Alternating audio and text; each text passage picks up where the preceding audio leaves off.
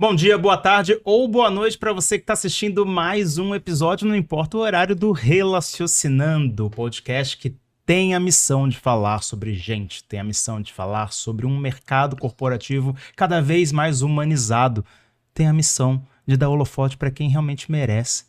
Que a gente tem realmente muitos podcasts e bons podcasts que falam sobre marcas, sobre negócios, sobre produtos, sobre clientes, vendas. Mas e quem está por trás disso tudo? E quando a gente fala sobre gente, quando a gente fala sobre pessoas, em qualquer empresa, eu te garanto, existe um departamento que é incumbido praticamente de lidar com qualquer pessoa que esteja lá colaborando para as coisas acontecerem. E esse departamento é o Recursos Humanos. E se a gente está chegando aí, basicamente no episódio 50, até agora a gente não tinha trazido de verdade uma pessoa para sentar aqui e falar de recursos humanos. Já tivemos aí menino do RH para falar sobre a coisa vista de uma forma mais divertida, já tivemos outras pessoas que sentaram aqui para falar, pincelar um pouco sobre esse universo, mas dessa vez nós temos aqui Priscila Paula, tudo bem? Tudo bom. Esse Priscila Paula que eu acabei de descobrir 1 minuto atrás que Paula é sobrenome, certo? É Paula, é sobrenome. Que beleza, então eu falei, cara, qual que é o sobrenome dessa pessoa? E, afinal de contas todo mundo tem um sobrenome, mas você tem e é Paula. É isso. Muito bem.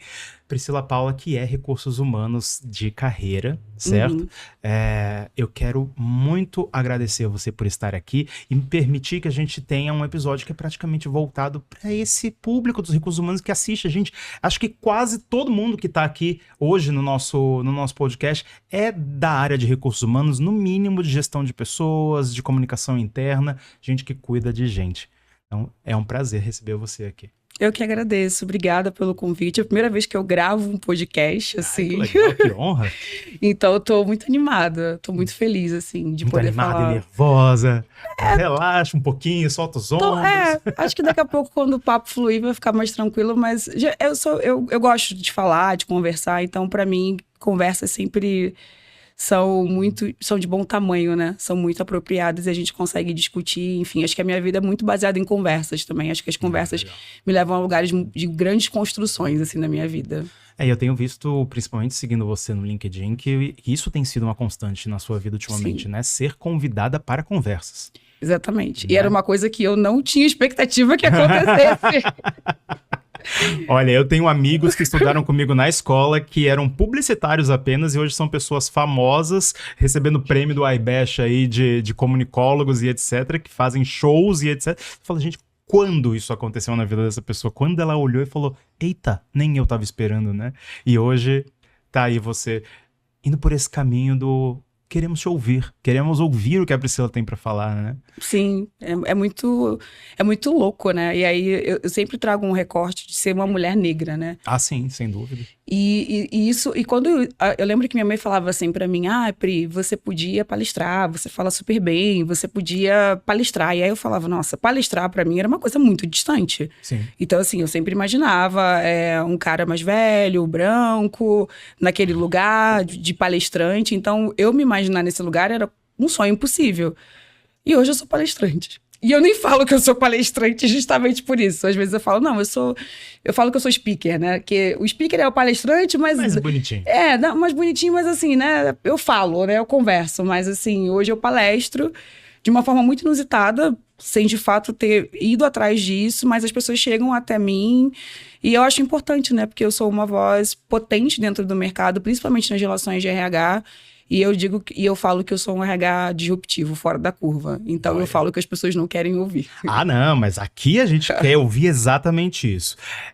Quando você foi indicada, e muito bem indicada pela Mari, do iFood, para poder participar desse programa, ela falou, convide Priscila Paula, atualmente ela está na C&A e ela é do RH da C&A, vai ser muito legal ouvir ela e etc. Eu olhei e falei, beleza, mas eu precisei guardar alguns nomes que foram indicados por conta de programação mesmo, e quando eu fiz o convite para você, você já não estava mais lá. Isso. Você hoje, na verdade, está seguindo por novos caminhos, que eu quero inclusive pedir para o Lucas botar o seu LinkedIn na tela aqui, só para a gente entender qual que é o seu momento, né? Clica no nome dela, por favor, ô Lucas. Vamos lá. Diretora executiva de Gente, Diversidade, Equidade e Inclusão e speaker do Alicerce Educação. O que é o Alicerce Educação? O Alicerce é um... Quando a gente fala do Alicerce, né, a gente fala sempre do nosso propósito, que são atingir 10 milhões de pessoas e impactar essas pessoas através da educação. Então, o Alicerce é o que a gente criou, né, o que o Paulo Batista criou, que é o CEO do Alicerce, né, e aí quando eu falo a gente, porque é uma construção de muitas pessoas, Sim. E aí eu também estou nessa construção, mas a gente trabalha olhando para o contraturno escolar. Então, o nosso trabalho é para a gente conseguir nivelar a base escolar do Brasil. O que acontece hoje? Tem uma defasagem muito grande, né? E esses são assuntos que a gente já vem falando aí em muitas conversas, e principalmente em pautas governamentais também, sobre como o jovem, né, sai da escola, e como ele sai ali da formação, às vezes até como analfabeto funcional. Uhum. Então, o Alicerce ele atua especificamente nisso, principalmente nas formações de base, que é português e matemática, e também em conceitos de habilidades sociais, que é como a gente consegue navegar, né, em todo esse mundo, enfim, e falar um pouco também de como a gente consegue se comportar, e também de projeto de vida, que é o que a gente vai fazer na nossa vida, principalmente quando você é adolescente para crianças. Coisas que qualquer escola devia fazer desde o início. Exatamente. E a gente também tem programas para empresas, então a gente também faz programas específicos profissionalizantes para empresas. Então, por exemplo, a tua empresa tem ali pintores que estão gastando muito porque eles não sabem contar, eles não sabem fazer operação de matemática básica. Sim. Então a gente vai lá e dá esse reforço escolar para nivelar esse pintor para ele conseguir fazer isso. Entendi. E fora que a gente também se posiciona publicamente como uma empresa militante do antirracismo. Ótimo. Esse é o principal foco, assim, o principal motivo de eu estar no Alicerce. Esse foco na militância antirracista. E aí o seu papel dentro do Alicerce é diretora executiva lá dentro, e eu imagino que seja para olhar justamente para os colaboradores lá, fazer algo parecido com o que você fazia quando você era exatamente RH? Um pouco. Um pouco. Isso. Lá dentro do Alicerce, a gente acredita muito na autonomia dos líderes. Então, eu traço alguns planos para que os meus líderes se capacitem para liderarem as equipes, que é bem diferente do que o mercado faz. Isso é uma coisa bem legal de falar. É um outro modelo. É muito do que o meu CEO acredita e do que eu acredito também.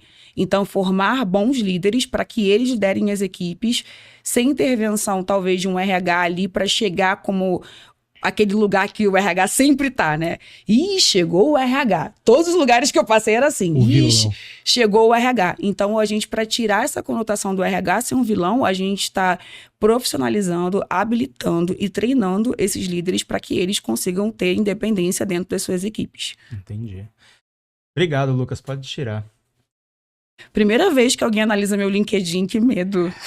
Analisa é uma palavra muito forte, né? A gente normalmente não vai descendo muito, porque essa interação fica complicada. Mas pelo menos pra gente ver como você mesma se define, né? Porque às vezes a mini-bio não fala tanto sobre o que você realmente quer dar holofote.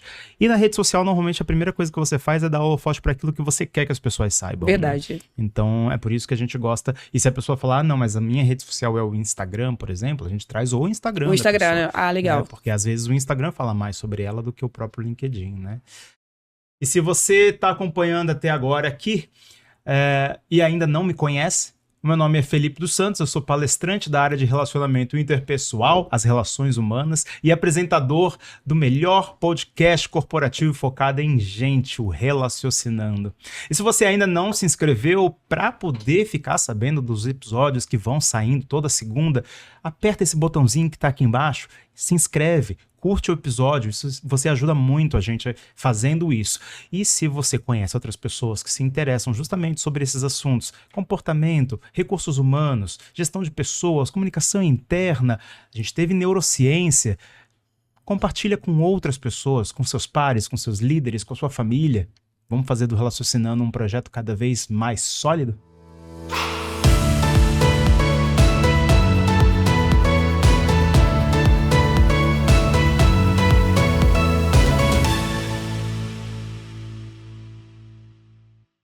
E aí você veio num ponto que eu achei muito legal. Lá vem o RH.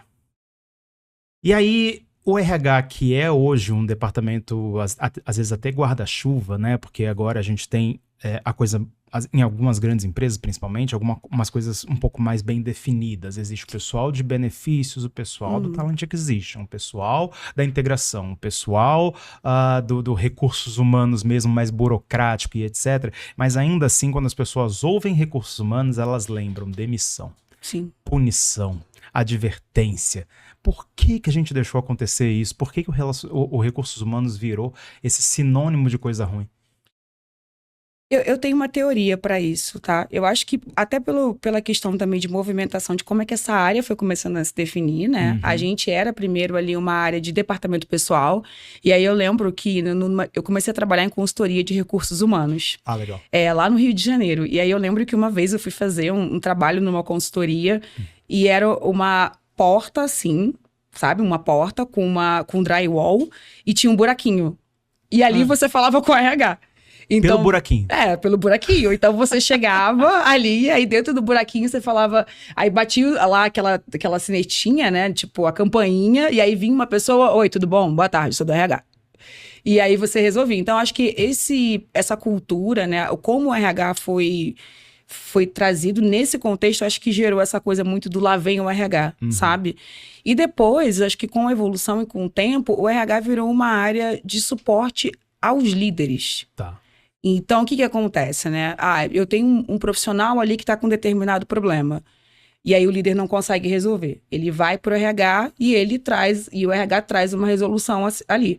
E muitas vezes o RH pode orientar e falar, olha, a gente orienta que você faça o desligamento desse profissional por conta disso, disso, disso, disso. Você já fez o PDI, você já deu feedback, você já passou por ele já passou por todas as oportunidades que poderia passar, a gente já mudou de área. Estou dando um exemplo de uma pessoa que tenha passado por todos os processos antes de chegar ao desligamento. Tá. E aí o RH ele pode direcionar o gestor a fazer isso. E óbvio que isso é uma decisão do gestor. Mas acho que esse direcionamento aí vem desse lugar de tipo, vai falar com o RH e aí vai dar ruim. Passa lá no RH. Passa lá no RH. E depois a pessoa passa no RH, né? Porque não tem o que fazer. A pessoa é demitida, ela vai para onde? Ela vai para o RH. Fora a quantidade de culpa que o RH já levou por estar sendo desligada a pessoa, né? Não, sim. Assim, eu já quase apanhei já de pessoas que eu precisei ir lá desligar em algumas situações e a pessoa queria voar no meu pescoço. Conta essa história pra gente. Dentro do possível. Eu vou falar uma empresa X. Tá bom. E aí eu tava, enfim, houve ali um desligamento. Eu tinha uma proximidade com essa pessoa. E eu tinha, umas semanas antes, tinha ido tomar uma cerveja com essa pessoa e outras pessoas. E, beleza, fui ali, tomei a cerveja, né? Eu faço parte do RH também, né? Então, da empresa e tudo bem. Sim. Tomamos a cerveja e na outra semana essa pessoa ia ser desligada. Obviamente, eu sabia que essa pessoa ia ser desligada. Sim. Eu sempre soube, eu era o RH, então eu sabia. E aí, na hora que aconteceu esse desligamento, eu pedi pro meu gestor ir lá e fazer o desligamento. Eu falei, olha, eu tenho uma proximidade com essa pessoa, então vai lá e faz. Aí ele falou, não, tudo bem, eu faço. Daí ocorreu o desligamento e daqui a pouco eu comecei a ouvir uma confusão. Um monte de gente gritando. Eu falei, gente, o que tá acontecendo? Priscila, desce aqui que a pessoa tá um pouco destemperada. E aí eu desci, e aí a pessoa era alta, era uma pessoa assim, que devia ter quase 2 metros de altura. E aí a pessoa falou, você é uma falsa, você bebeu comigo e agora tá me demitindo. Aí eu falei, mas eu não tô te demitindo. Assim, eu não te demiti. O meu papel é apoiar os gestores nas decisões. E assim, o que eu mas você sabia que eu ia ser demitida? Eu falei, sim, eu sou o RH dessa empresa, eu preciso saber. Só que isso não tem nada a ver com a relação de eu ter ido tomar uma cerveja com você na semana passada. E aí essa pessoa pegou e tacou quase o notebook na minha cara, me empurrou e foi embora batendo o pé. Os perrengues que a pessoa precisa passar, meu Deus do céu. E aí a gente tem hoje, então, um departamento de recursos humanos que está tentando se livrar um pouco dessa imagem, né? Sim. Principalmente vertente que nós estamos se encaminhando agora, justamente para tentar humanizar as empresas, né? Onde você tem visto, pelo menos até onde você atuou como de forma corporativa mesmo, o que você tem visto que a gente alcançou, que está começando a mudar um pouco, pelo menos um pouco, esse papel? Tá difícil ser RH. Tá. Tá.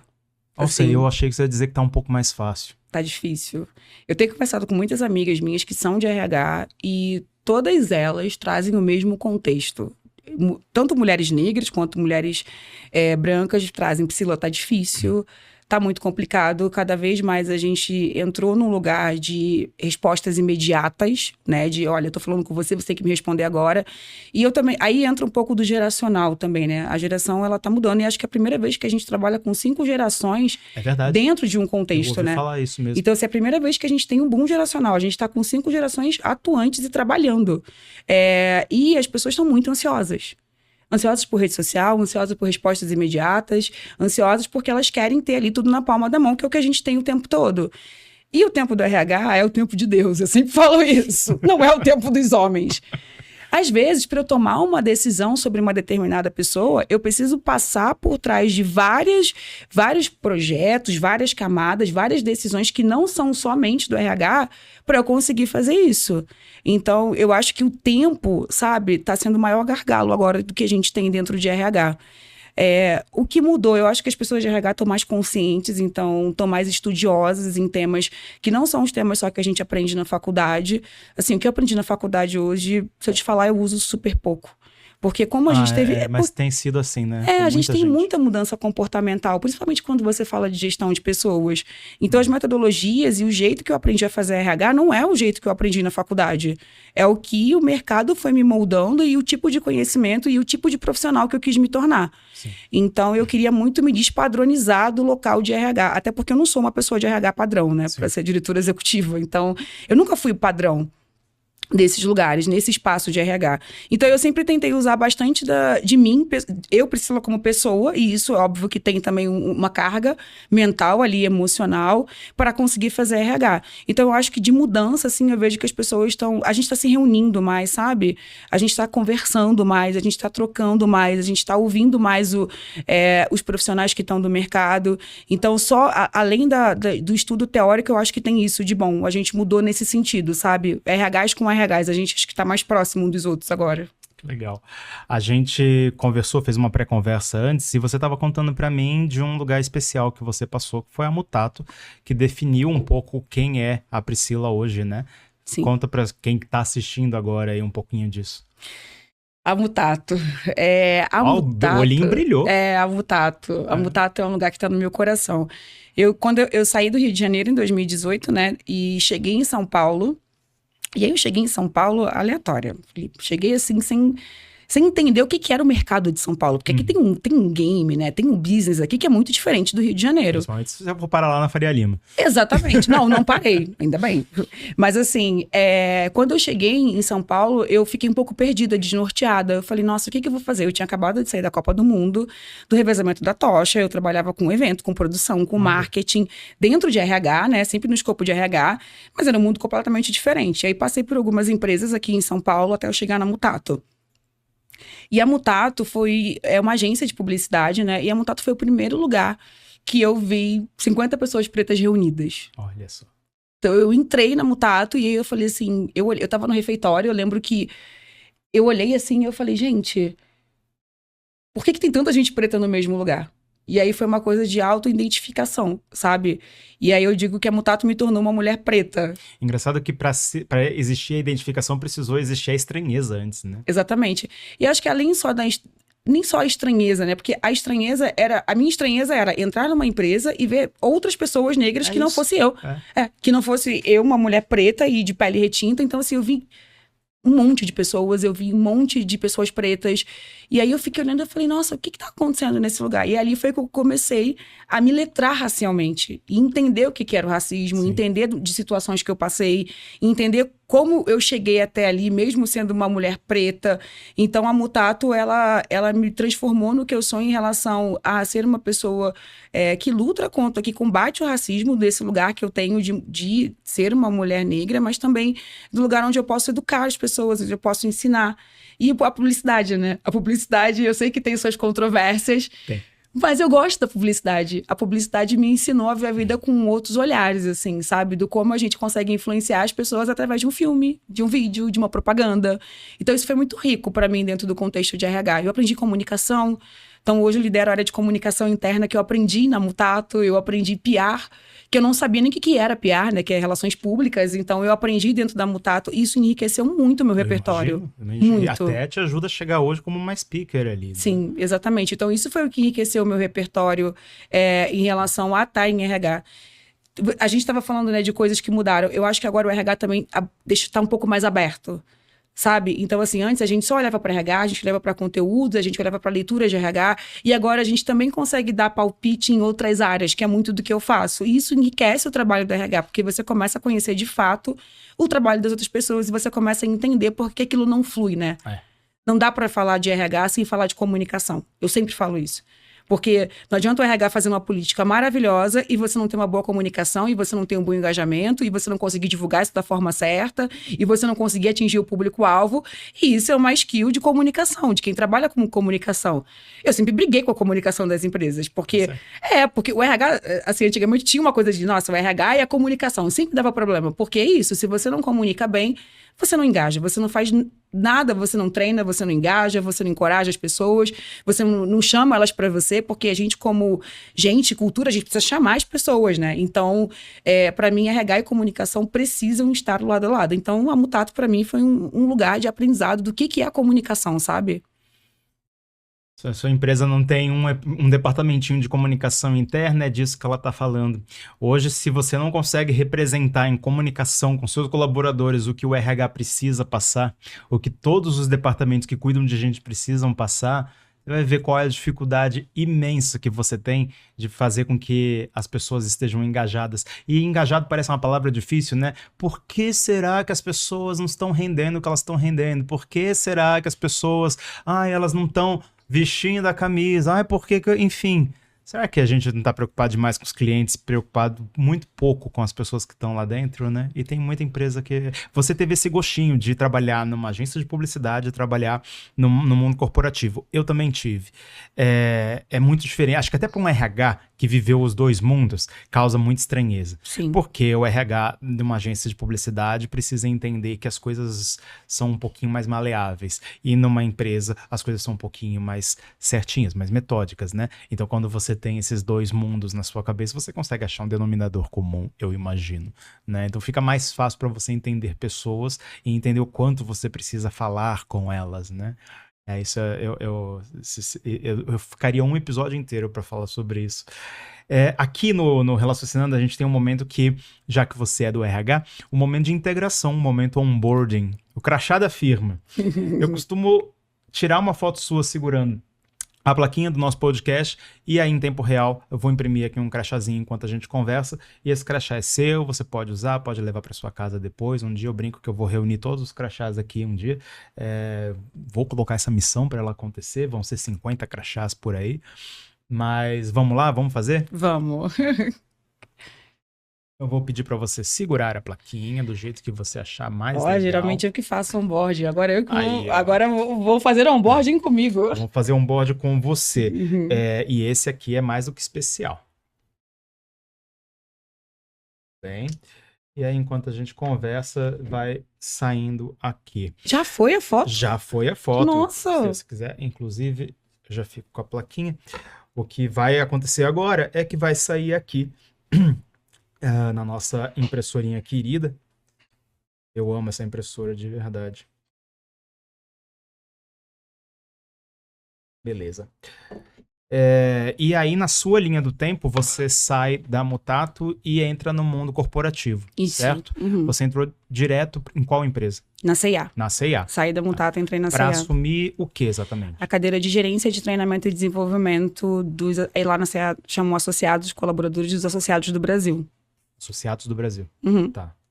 16 1.000 associados, mais ou menos. E quando você começa a trabalhar o assunto da diversidade, é lá que ele acontece? Não, ele aconteceu na Mutato. Na Mutato já. Na Mutato já. Tá. Na Mutato foi onde eu me conectei com a diversidade, até pelo episódio que eu te contei, né? De ter visto essas pessoas pretas. E ali eu fui começando a entender algumas coisas que tinham acontecido comigo dentro do próprio RH, né?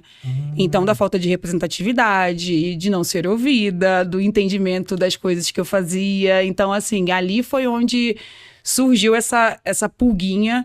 E aí eu comecei uma jornada ali de autoconhecimento, que foi super importante para mim. Eu sei que é uma tecla que a gente, RH, tá batendo muito, mas de autoconhecimento e de entendimento de quem eu era. Para eu conseguir entender as pessoas que eu tava ali, né, no papel de RH. Então eu tinha muitas pessoas pretas para gerir, então eu precisava entender esse lugar, que é até um lugar de dor e desconforto, para conseguir fazer esse gerenciamento e apoiar os gestores. E aí começou uma imersão de estudos em busca do que era isso, sabe, dentro do RH. Então, foi lá na Mutato. E aí foi bom você ter colocado que o autoconhecimento é uma coisa que as pessoas estão falando muito ultimamente, e eu não tive até agora uma pessoa para falar a respeito disso que eu quero compartilhar.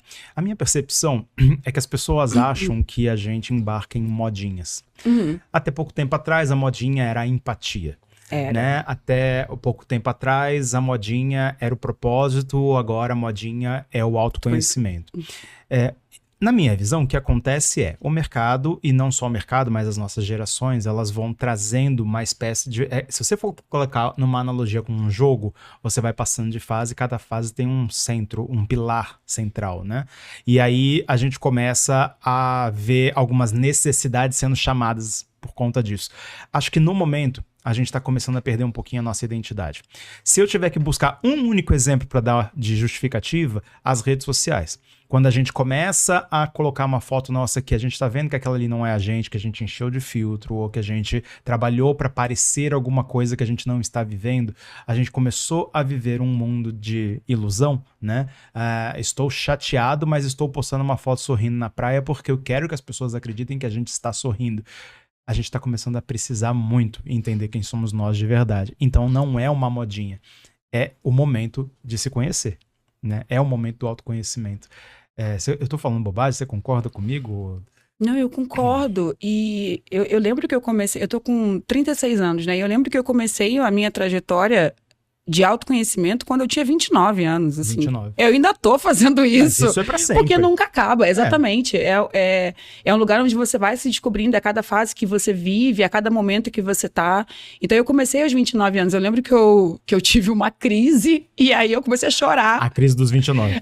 Eu comecei a chorar. E aí eu bêbada, deitei em cima do meu cachorro e falei, o que eu sou? Eu não tenho nada. Eu tô com 29 anos, eu não comprei casa, eu não tenho carro, eu não tenho nada. Eu não sei se eu ganho de você, porque na minha crise dos 29 eu fui parar numa cartomante. Nossa! Eu fui parar na cabeça do meu cachorro. Oh, meu Deus. Eu comi um bolo de chocolate, ele ficou lá me lambendo. E eu chorando. Foi bem isso. E aí, assim, eu comecei ali, a minha busca do autoconhecimento. E foi o que você falou, né? A gente passa por fases. Agora a gente tá na fase de se conhecer. Não tem muito o que fazer. E eu acho que nesse momento de você precisa se conhecer para você entender o outro, para começar, que é o mesmo lugar ali da empatia, né? Sim. Você precisa ter empatia com você para você conseguir ter empatia com outras pessoas. Se você se autodestrói, se você começa a criar dentro de você mesmo aí a gente tem o sabotador. Então, assim, você precisa entender isso. E para mim, essa é a chave de tudo. Se você tem autoconhecimento, se você consegue enxergar quais são os gaps que você precisa melhorar na sua vida, no seu trabalho, no seu comportamento, você consegue enxergar também os gaps das outras pessoas, assim, sabe? É isso. Porque você começa a ter mais empatia também com o que a outra pessoa está sentindo. Eu falo abertamente dos meus gaps, isso às vezes é um constrangimento, porque não são gaps muito bons para uma pessoa de RH. Mas é vulnerabilidade. Mas é vulnerabilidade e é o que eu preciso trabalhar. Então, isso para mim é uma coisa que estabelece o primeiro ponto de partida para você conseguir liderar alguém, para você estar também no papel de RH. Sim. Porque o RH também é um lugar sinuoso, né? É um lugar complicado, né? Para você entender as outras pessoas, você vai precisar, a princípio, começar a se entender, né? Não é à toa que a gente tem muito psicólogo que atua como RH, né? Sim, e aí tem um negócio que eu sempre falo que todas as coisas que acontecem com RH são coisas que nunca aconteceram. E aí, como é que você resolve um negócio que você não tem experiência? Ei, Leia. Você entende? Então, assim, você tá numa empresa, aí você tá lá tranquila, daqui a pouco, o que já aconteceu comigo também, chega alguém e fala, Priscila, tem uma funcionária dando uma surra numa pessoa lá dentro do banheiro. Porque brigou, é namorado, brigou. E aí, velho, o que você faz? Ou a esposa que tá correndo atrás do marido que não dá uma dentro e quer saber onde é que esse cara tá. E aí acontecem situações, Felipe, de qualquer natureza. Então eu acho que a missão mais difícil da RH é a gente resolver o que a gente nunca conseguiu resolver. Então por isso que eu falo do autoconhecimento, porque se você não tiver autoconhecimento, você se lasca toda. Porque como é que você vai resolver um negócio que você nunca fez, né? Porque geralmente quando você fala de ciências exatas, de coisas que são de dia a dia, você tem ali uma resolução para aquilo. Sim. E quando você resolve o que você nunca conseguiu resolver? Alguém precisa lançar um livro falando sobre histórias inusitadas do mundo dos recursos humanos para poder virar uma cartilha, né? A gente poderia fazer um podcast contando todas as histórias que eu já passei. Tá aqui seu crachá, tá prontinho. Ai, seja bem-vindo à turma do Relaciocinando. Gente, ficou lindo! Foi tão rápido! Né? Ele sai rapidinho. Eu amei! E fica prontinho os crachazinhos. Colocar, né? Você toma café? Tomo. Vou tomar um pouquinho também. Eu sou... Você é dos recursos humanos, né? Dos recursos humanos e eu sou millennial, né? Qual que é o millennial que não toma café? Ó, vamos servir, fica à vontade. Muito bem. E a polêmica, você toma com açúcar ou sem açúcar? Aqui no Relaciocinando normalmente sem, porque até colocar o açúcar, mexer e tudo mais, a gente segura as pessoas que estão assistindo aqui a gente 2 minutos, Entendi. Né? Então eu tomo sem. Mas no dia a dia eu tomo com o meu adoçantezinho, que eu aprendi a gostar mais do que o açúcar, né? Eu vi um post seu no LinkedIn que eu achei muito interessante. E aí a gente sai um pouquinho do... Acho que talvez a gente nem saia muito do assunto recursos humanos, mas que era você falando com algumas pessoas sobre como hackear o sistema, principalmente olhando pela ótica da pessoa negra, da pessoa preta. Isso aconteceu no Hacktown, né? Isso, foi na edição do ano passado. Eu fiquei muito curioso para entender, cara, como assim hackeou o sistema? Conta para mim. Deixa eu pensar por onde eu vou começar essa história toda, mas eu acho que eu sempre hackeei todos os sistemas da minha vida, né? E quando você fala de tecnologia ancestral e quando você fala sobre hackear, as pessoas pretas já faziam isso há muito tempo. E aí um exemplo disso são as tranças, né? Aquelas tranças nagôs que são presas na cabeça. Ah, sim. As pessoas, os pretos, né, usavam essas tranças, né, os escravos, para esconder grãos, para conseguirem se alimentar, porque os grãos não eram dados para eles, né? Então ficava ali com a casa grande, e para também traçar rota de fuga, para conseguir sair das fazendas e chegarem aos quilombos. Dá para chamar isso de hackear mesmo. Então a gente já hackeava. E aí a gente depois começou a hackear empreendendo. As primeiras pessoas que empreenderam foram pessoas pretas. Porque a gente não tinha o trabalho ali para conseguir alcançar. Então a gente empreendia, a gente inventava, a gente fazia o artesanato, a gente fazia a comida para vender. Então a gente já vem hackeando o sistema durante muitos anos. E para você entrar e você sobreviver dentro do mercado corporativo, você precisa hackear o sistema. E quando você é uma pessoa preta, você precisa fazer isso 2 vezes, como já diria o Djavan. Sabe o Djavan. Então, o que eu fiz, né? Eu fui muito por um lugar, e isso é uma coisa especificamente da Priscila, tá? A maioria, né? Eu não vou dizer a maioria, mas muitas pessoas pretas não vão conseguir fazer isso, não conseguiram fazer isso. Até por perfil comportamental, as pessoas mais introspectivas, é muito mais difícil você fazer isso. E aí, desde o começo, eu comecei a perceber que eu não era tecnicamente tão boa. Eu falava, nossa, eu não tenho técnica, né? Tanta técnica, tanta skill ali para conseguir ser RH, mas eu tinha uma coisa que eu tenho até hoje, que é muito forte, que é a comunicação. Eu me comunicava muito bem. Eu falava muito bem, eu conseguia circular muito bem. E aí, com essa força da comunicação, eu fui conseguindo entrar nos lugares, conquistar esses espaços e conseguir hackear esse sistema para que eu tivesse numa posição de liderança, para conseguir tomar decisões, ajudar os meus, e aí sim pensar num RH diferente do que era o RH padrão ali que é imposto pra gente. Sim. Então foi muito nesse lugar, assim, sabe? Quando eu falo de hackear o sistema, eu falo de usa a sua melhor habilidade. Às vezes, tecnicamente, você não tem todas, assim. Tipo, eu não tenho Excel avançado, por exemplo. Mas eu tenho outras coisas que sobrepõem o Excel avançado, sabe? E entender também que você, como líder, você não vai conseguir fazer tudo. Você precisa de um time ali para ir complementando o teu perfil. Então, para mim, a liderança, e entrando mais nesse lugar da liderança também, é você ter pessoas que complementem o seu perfil. Esse foi um jeito de eu hackear o sistema também.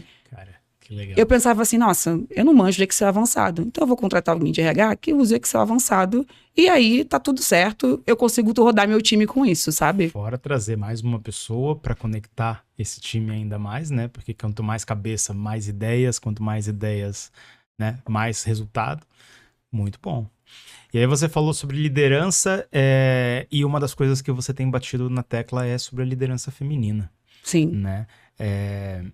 É alguma missão sua que você colocou falando, cara, eu vou falar e eu vou mostrar para todo mundo quão importante é a liderança feminina, e isso vai pelo caminho do porquê que quando a gente vai para os recursos humanos, praticamente todo mundo é sempre mulher. Sim. Eu acho que todo mundo é sempre mulher por uma definição ali do que a gente faz, né? Que, vão cuidar de pessoas. Quem cuida melhor? Quem cuida melhor mulher. são as mulheres. É isso. Por um instinto materno, por um instinto materno, por quem acolhe. Eu não acredito muito nisso. Eu acho que tem homens que têm super capacidade. Eu trabalhei com homens que super cuidavam também, que tem essa coisa do cuidado, mas eu acho que o lugar muito feminino vem desse lugar ali, da mulher saber cuidar, né? E aí você vai nas faculdades de psicologia, eu lembro lá atrás, quando eu comecei a estudar, só tinha mulheres na sala de aula, né? Então, e que psicologia era uma coisa mais feminina, né? E aí depois o RH também foi se acoplando outras formações que não eram só psicologia, que é no meu caso, que eu tenho gestão de RH e administração. Então foram entrando outras profissões ali que começaram a ocupar esse espaço também. Então, quando eu falo de liderança feminina, eu falo principalmente do recorte para mulheres negras. Sim. Que então você amarra... Tá. Isso, que é um lugar que é muito difícil. Por que é muito difícil, né? Eu já falei que é muito difícil RH, agora eu vou falar que é muito difícil ser liderança feminina negra. A pessoa que tá querendo fazer uma faculdade aí para ser recursos humanos, ela já desistiu. Não, faça. Não desista. Não desista. Cuidar de pessoas é muito bonito, é muito legal. E qualquer profissão tem suas questões, né? Sim. Então, assim, quando eu olho para lideranças femininas negras, a gente tem mais um espaço ali de conquista, que é você conseguir ser ouvida, você tem que provar o seu trabalho 2 vezes, você ter a capacidade de liderar um time bem, você ter a capacidade de lidar com a cabeça das pessoas hoje, de lidar com o que cada um quer, qual o propósito de cada um, e também do sabotador, né? Porque, assim, quando você fala de uma mulher negra, você tem muitas intersecções ali dentro, que não é só você chegar numa mesa e conseguir ali efetuar o teu trabalho. Então, a gente fala sobre autoestima, sobre representatividade. Geralmente, as mulheres negras chegam sozinhas nos cargos de liderança. Geralmente, as mulheres negras passam muito tempo da sua vida sozinha. Então, com dados aí, a gente tem que as mulheres negras são as mais abandonadas pelos homens, que são as mais abandonadas no lugar da maternidade. Então, pra gente, não é só chegar lá e conseguir fazer o teu trabalho, mas é ser ouvida, é lidar com a sua cabeça, é lidar com a sua família. Geralmente, quando uma pessoa preta ela acende e ela precisa levar a família com ela, porque a família não vem de um lugar de conforto financeiro. Então, entra em todas essas intersecções desse tema, sabe? Que não que as mulheres brancas não tenham, mas pra gente é muito mais doloroso e se encontrar também. E saber, por exemplo, hoje eu não tenho uma outra mulher negra que me dê apoio. E que dentro do trabalho, que eu possa trocar coisas que são íntimas minhas. Na Mutata eu tive, acho que por isso que meus olhos brilham. Então, eu era par de uma mulher negra e a gente conseguia entrar em alguns lugares que são questões que eu não vou conseguir conversar com uma outra pessoa que não seja uma pessoa preta. E aí, quando você fala uma mulher preta na liderança, ela chega lá sozinha, que isso fiquei curioso com isso. O que você quer dizer com isso? Ela chega na liderança sozinha? É porque não tem apoio de outras pessoas? O que quer dizer isso? Ela chega sozinha porque ela é a única, geralmente, mulher preta que tá naquela posição de liderança. Tá. Ela não tem outras pessoas para trocarem. Então, se você for na maioria das empresas, você não tem uma outra pessoa preta que consiga trocar com você. E aí tem coisas que acontecem com as pessoas pretas que só acontecem com as pessoas pretas. Então muito mais pelo você não ter um par. Uma rede de apoio. Eu tava tentando entender se era isso ou se era você não tem um apoio de alguém acima de você para tentar te trazer junto com ela ou tentar facilitar esse caminho para você. Não, eu falo de rede de mais apoio. De par mesmo, de rede de apoio. Caramba. Vamos trocar de assunto. Tem eu pesquisando um pouco sobre você, eu vi que tem um momento que você fala sobre recrutamento, que é um dos universos ali, quando a gente fala de recursos humanos, que as pessoas talvez até lembrem primeiro, né? Afinal de contas, recursos humanos demite, mas recursos humanos também contrata, né? E eu vi que você incentiva esse caminho dos candidatos, e eu imagino até que na Alicerce você acabe fazendo isso, né? De pegar na mão e etc. E trazer dicas para que essas pessoas consigam se posicionar um pouco melhor, né? Como é que tem sido esse seu trabalho? Geralmente eu faço esse trabalho, né? E aí muito mais verbalizando oralmente e em alguns lugares que eu estou, com algumas comunidades. Então eu fiz um trabalho agora de mentoria para jovens, junto com a Indique Uma Preta. A gente fez um trabalho ali que era patrocinado pela Globo. Pela Globo, legal. Pela Globo. E posso falar Globo, né? Pode. Globo. Não estou sendo patrocinada, Globo, mas se quiser, estamos aí. O Relacionando pode virar um quadro fixo depois do programa do Luciano Huck, antes do Fantástico. E aí eu fiz esse projeto, e nesse projeto a ideia era mentoria para pessoas pretas que estavam entrando no mercado de trabalho. E dentro desse projeto, as pessoas traziam muitas coisas de tipo... O que eu faço? Eu não consigo entrar no mercado. Qual que é o caminho que eu tenho ali de entrada? E não era só a parte técnica eu dei. E vamos ensinar a fazer o LinkedIn, vamos ensinar a fazer no currículo. Quais são os canais onde eu posso colocar meu currículo? Tudo isso é fácil. E agora, quem que te puxa? Quem que te dá a mão? Quem que te indica? Que é muito do que as pessoas pretas não têm. Okay. Por quê? Elas não têm um networking com pessoas que são influentes para indicarem ela para esses lugares. O tal do que indica. E a gente tem que ver, assim, eu me considero uma pessoa negra, né? Apesar de nas fotos eu acabar ficando claro, as pessoas acharem que eu sou branco.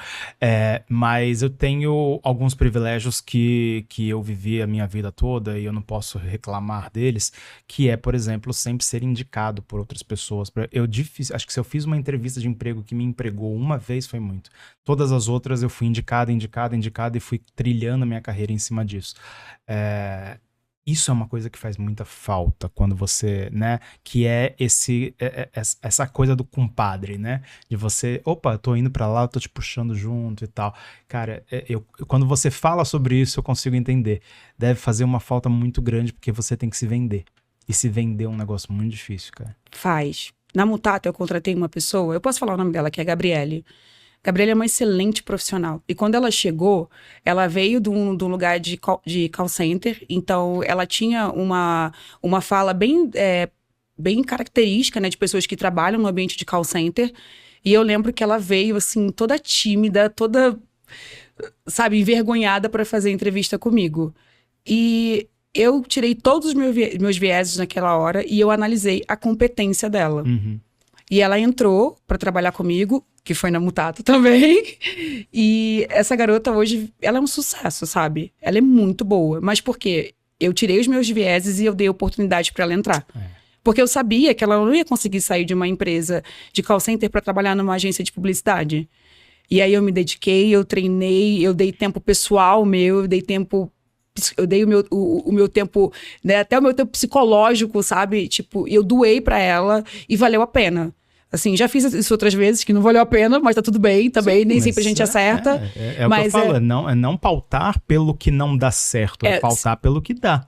Exatamente. Então, assim, eu consegui mudar a vida da Gabi.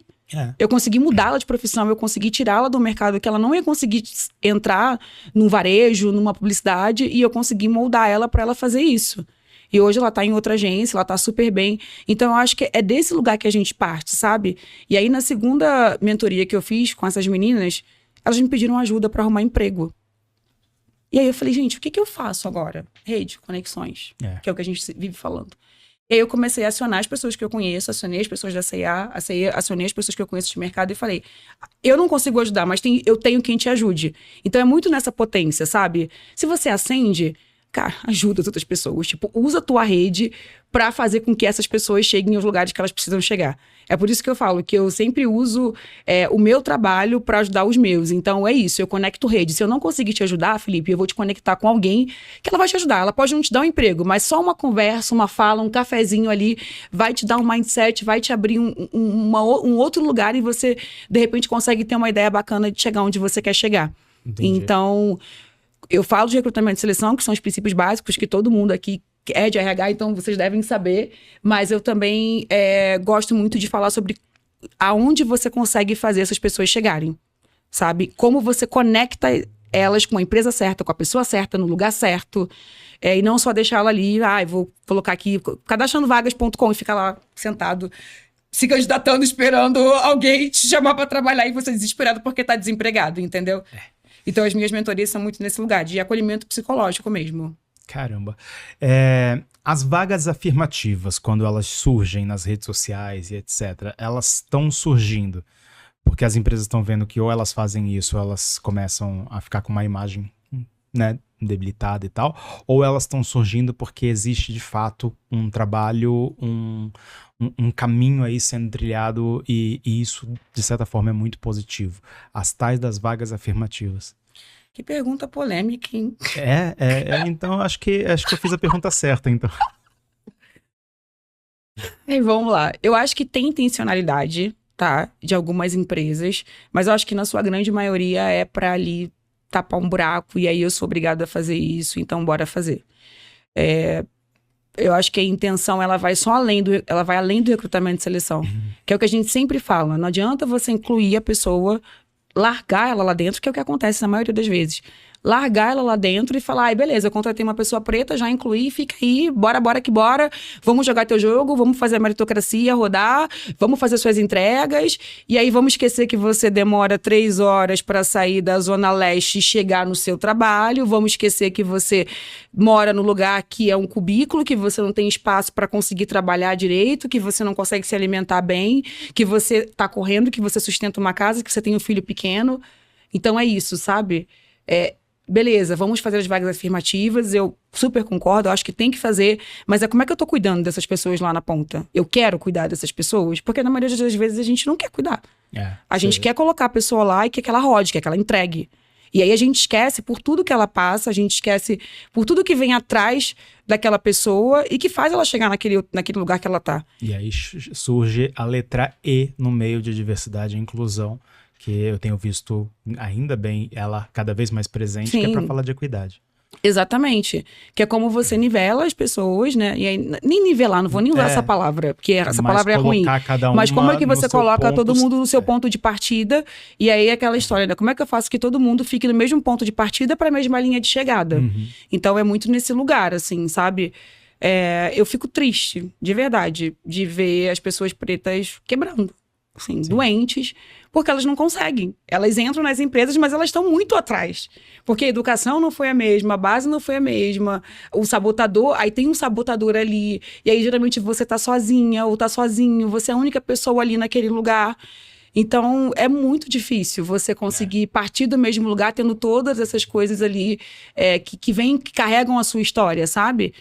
Eu acho que, por mais que a vaga afirmativa, assim como várias outras coisas, como, por exemplo, a contratação dentro de uma lei de cota e etc., algumas empresas ainda façam obrigadas, ainda bem que fazem, né? Sim. Porque eu imagino que grandes mudanças positivas que aconteceram ao longo de todos os anos até hoje, nem todo mundo estava... Uhul, vamos lá, que legal essa ideia, né? Vamos fazer porque tem que fazer, né? E aí, por mais que você faça só obrigado, uma hora, o resultado de quem tá fazendo porque quer fazer vai ser tão bom que vai começar a ficar nítido dentro da sua empresa que você tá fazendo, mas não tá realmente executando a coisa do jeito que deveria. Então eu acho que ainda bem que existe, tipo, quem faça também obrigado, porque uma hora, tipo, isso tudo se soma e vira uma verdade, né?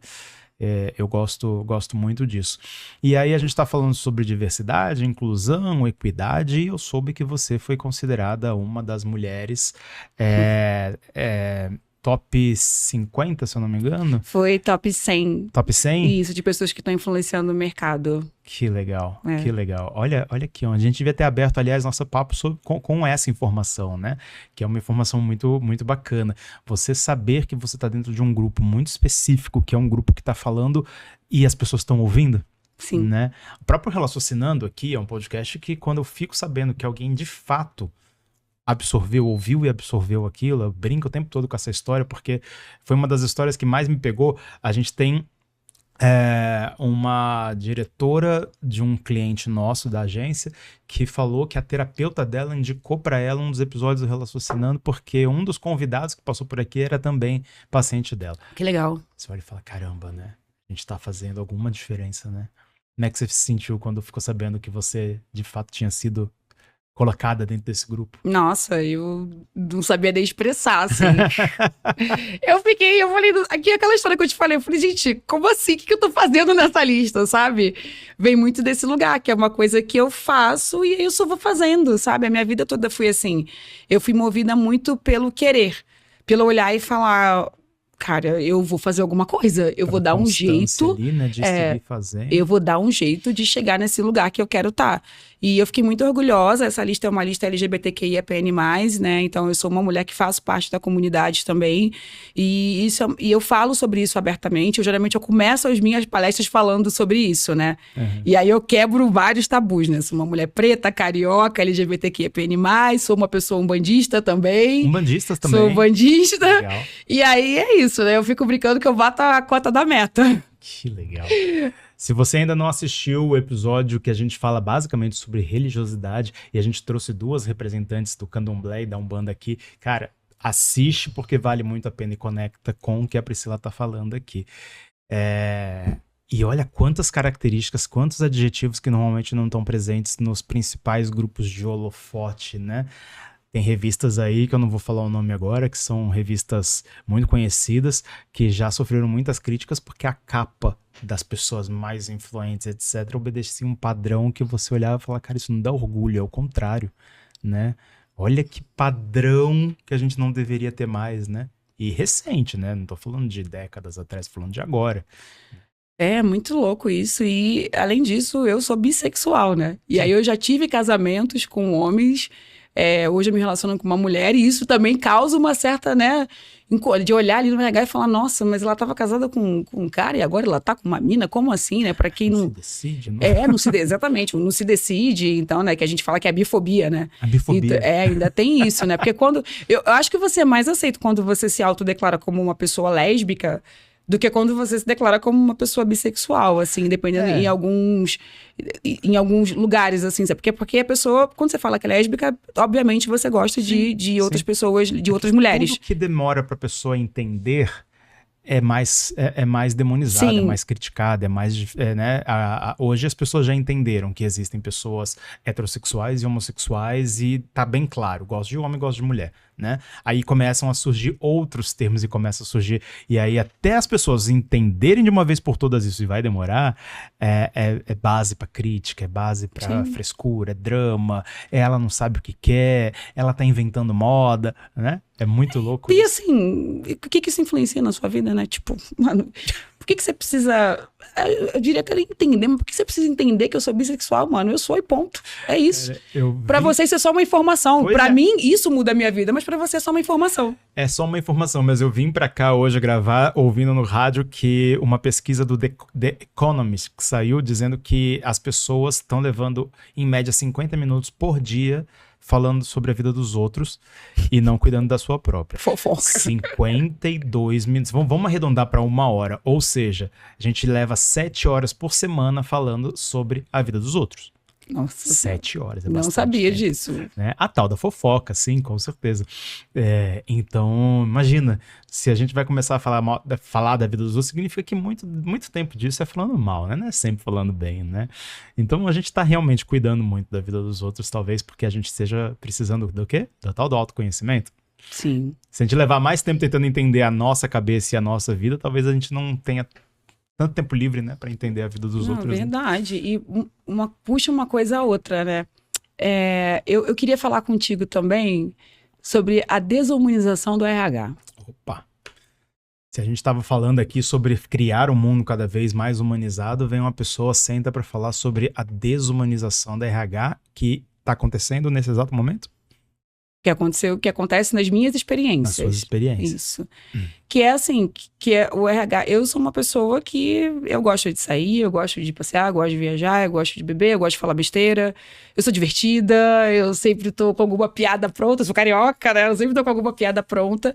Isso não é uma expectativa que tem-se de um RH, né?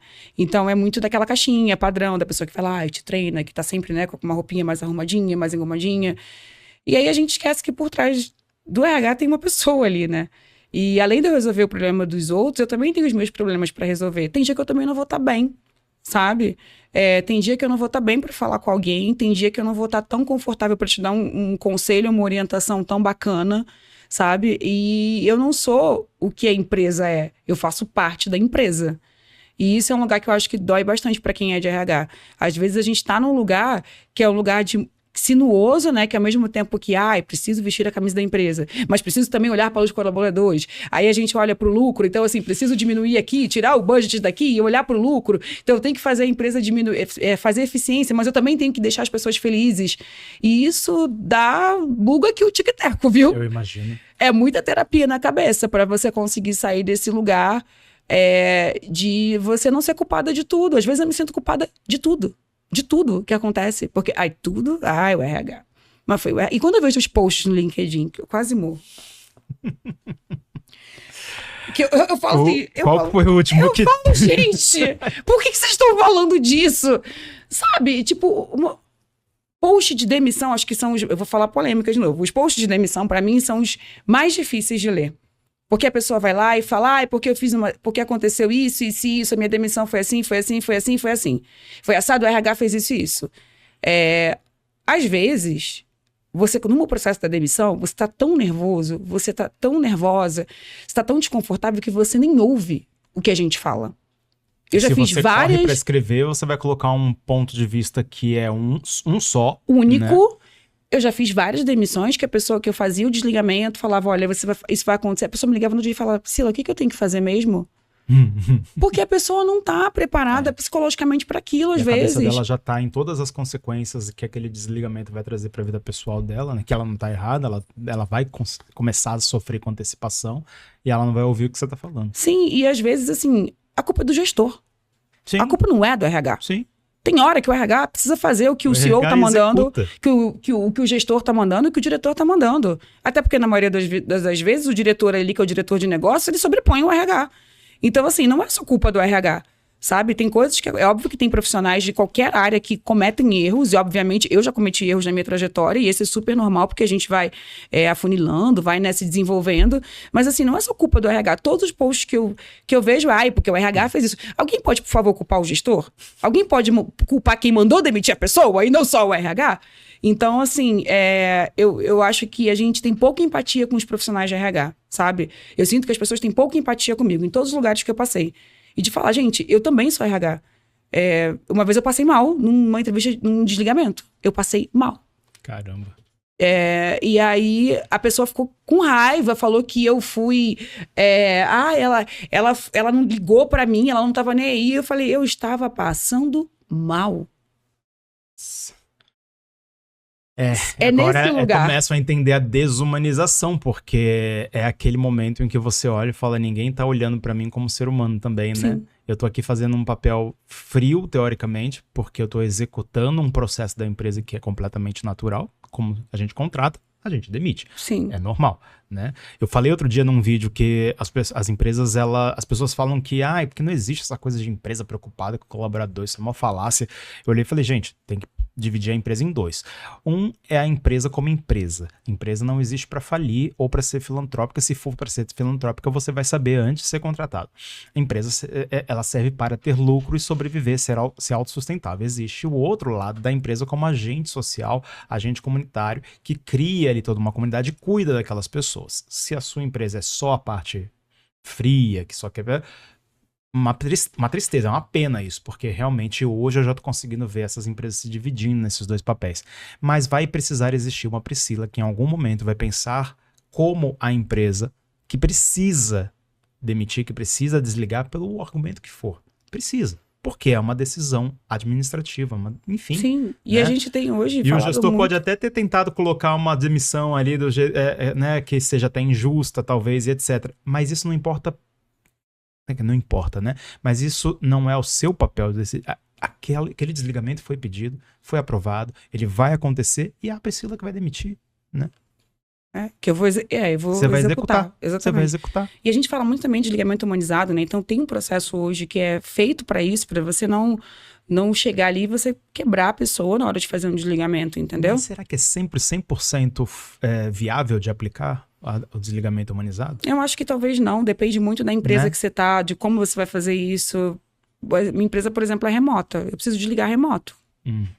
Eu não tenho um lugar para ir com a pessoa e falar, segurar na mão dela, ou se eu preciso fazer o desligamento remoto. E é um processo da empresa, né? Então, assim, não dá para também eu conseguir humanizar em todos os casos. Aqui tem que desligar uma pessoa do Recife. Sim. Mas é minimamente respeito, sim, sabe? Que é o básico de tudo, é ter respeito com a pessoa, deixar ela ter o tempo dela, e se ela te ligar de novo e te perguntar, você entender também que tudo bem, né? Ela estava passando por uma situação ali de emocional que não conseguia, assim, a pessoa não consegue raciocinar. E tudo bem a pessoa receber depois, enfim. E aí tem um lugar ali que você não pode... O documento tem que assinar na hora do desligamento. Quando você é CLT, você tem que assinar. Você não pode, é lei. Você não pode deixar a pessoa sair. Aí a pessoa às vezes fala, eu posso assinar depois? Não. Aí eu viro a pessoa que sou ruim, que, olha, mas ela fez eu assinar um papel. Mas é isso. É lei, olha, é regra. Eu vivo contando essa história porque eu já fui desligado uma vez, 3 meses depois da minha contratação, sob o argumento de que eles erraram na análise de que aquele cargo era realmente necessário. Então eles estavam olhando e falando, olha, a gente não vai seguir com você porque a gente entendeu que esse cargo, essa vaga não era necessária. E eu olhei e falei assim, tá, eu entendi. Mas, poxa, que presentão, né? Aí ela falou assim, mas por quê? Eu falei, não, porque hoje é meu aniversário, né? Então, é um baita presente que eu tô ganhando, Nossa. né? Aí você olha e fala assim, vem cá, será que existia alguma forma das pessoas se anteciparem a essa informação ou não, né? Ou foi realmente uma triste coincidência, né? Mas às vezes eu fico olhando e falando assim, talvez as pessoas tinham como saber, né? Que elas estavam me demitindo no dia do meu aniversário, né? E eu olho falando, cara, são as histórias que eu já tive de experiência na minha vida, né? Mas eu trabalhei muito pouco no corporativo, então não passei tanto, assim, por... Mas aí você imagina se você tá numa empresa com 16 mil pessoas. E aí você precisa fazer um desligamento em massa, você tem que fazer. Não dá pra você fatiar. Esse aqui é aniversário. Se for em grupo, se for em massa... Ou então, às vezes, até individual. Eu tenho um prazo pra fazer aquilo, eu tenho um projeto pra entregar, eu tenho um budget pra cortar. E principalmente quando você fala de budget, às vezes, você, cara, não tem dinheiro mais pra pagar, eu preciso desligar a pessoa, entendeu? Sim. Não que eu acho isso legal. Eu nunca queria ser deslimitida no dia do meu aniversário. Mas, às vezes, faz parte, infelizmente, né? Sim. A gente está se encaminhando aqui já para o final do nosso episódio, tá? Você viu, a sua câmera é aquela, você já conversou com a audiência algumas vezes. Eu vou falar para você ficar à vontade, dar um recado final, falar onde as pessoas te encontram. Se você quiser promover alguma coisa que você esteja trabalhando nesse momento, fica à vontade. Não, só queria falar que obrigada por me assistirem, por me ouvirem. Acho que falar para mim é uma coisa muito fluida, ainda mais ter uma conversa que fale sobre RH, que fale sobre diversidade. Não é a minha personalidade, né? Eu não sou o RH e sou a diversidade, mas eu acho que eu tenho bastante a agregar nesse assunto. Das minhas redes eu uso o LinkedIn, então é Priscila Paula, do Alicerce, e hoje eu estou no Alicerce, faço parte do Alicerce, então é importante, né, que as pessoas saibam disso. Me procure, vou estar no Hacktal também, estou no Hacktal agora em agosto, se alguém estiver lá e quiser assistir minha palestra, eu vou palestrar lá no domingo, acho que dia 3, domingo, né? Domingo, acho que dia 3, às 10h30, eu vou falar sobre gerações. Sobre como o RH se relaciona dentro das gerações e como que a comunicação impacta isso. Muito bem, e tem bastante geração para falar, né? Opa! E tá vindo mais uma aí que é a Alpha, né? Eu já me perdi no nome delas eu já não consigo mais. Eu sei que eu sou da Millennial, mas sei que o meu filho que vai nascer agora é da Alpha. É da Alpha. Mas quem tá começando no mercado de trabalho aí é da Z. Gen Z, isso. É do Gen Z. Muito bem.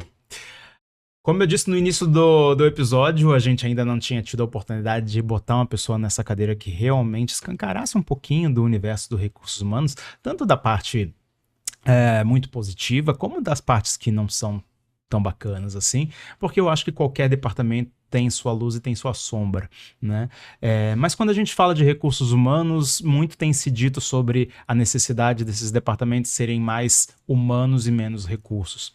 Porque a burocracia, ela tá aí, ela sempre esteve aí, mas a parte humana faltou visibilidade, faltou ser colocada à luz e finalmente está acontecendo isso. As empresas estão sendo cobradas para que essas pessoas sejam enxergadas como seres humanos. E isso impacta diretamente o trabalho de um departamento de recursos humanos. Se a gente tem gestores que olham e não conseguem enxergar essa necessidade, mesmo que o RH esteja completamente a par disso, fica difícil o trabalho. Então, se você é líder, se você é gestor, olha para o seu departamento de recursos humanos e dá uma percebida. Será que eles já estão olhando para esse lado mais humano dos colaboradores? Será que você também precisa melhorar os seus skills, seus soft skills e seu human skills, para você também começar a facilitar a vida dessas pessoas, elas não serem enxergadas mais tanto como vilãs assim? Lá vem o RH, passa no RH. São frases que já estavam mais do que na hora de sair, de desaparecer do universo. O RH não pode ser visto como o vilão, afinal de contas, a gente mais colabora para desumanizar ele do que para humanizar de verdade. Afinal de contas, aquela velha pergunta, quem é que cuida de quem cuida? Né? E a gente precisa que, inclusive, quem cuida também seja acolhido, também seja cuidado. As redes sociais do Relaciocinando são @relaciocinandopodcast no Instagram, @relaciocinando.podcast no TikTok, ouça a gente também no Spotify, no Deezer e no YouTube. Quando você for pesquisar Relaciocinando Podcast e ele perguntar para você, não é relaciocinando o que você quer dizer? Fala para ele, não. Tem lá embaixo, o que eu quero dizer é relaciocinando. Clica lá e vamos ensinar para o algoritmo do YouTube cada vez mais que a gente veio para ficar, que o projeto é sério, é sólido e está crescendo cada vez mais. Eu super agradeço a sua participação aqui, de verdade. Foi um papo muito interessante, muito gostoso. Obrigada. E a gente falou 2 vezes, nossa, isso aqui dava mais um episódio e tal, então espero que a gente volte, a gente sente de novo nessa mesa para falar sobre, por exemplo, as histórias que você já viveu. E aí a gente pega a autorização com cada uma dessas pessoas para não tomar processo delas, tá bom? Tá bom, obrigada, Felipe, eu também. Muito obrigada, foi muito bom o papo, foi muito fluido. E é isso, né? Vamos deixar o RH ser feliz também, né? O RH também pode beber, pode se divertir, pode ser feliz. Pois é exatamente isso. E eu agradeço a sua participação também. Até o próximo episódio.